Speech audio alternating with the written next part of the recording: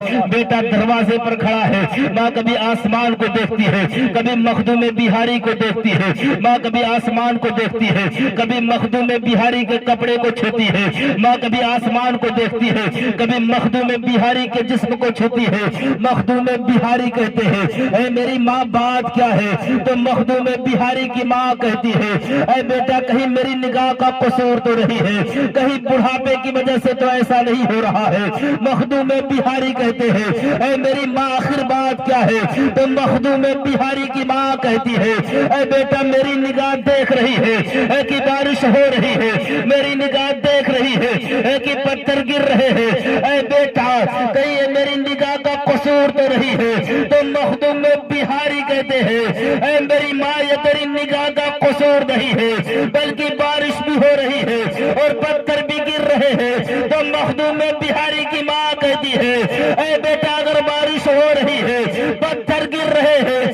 تو تیرے کپڑے بھیگنے چاہیے، تیری داڑھی بھیگنی چاہیے، تیرے جسم بھیگنے چاہیے۔ پتھر گر رہے ہیں، چوٹ کے نشانات ہونے چاہیے۔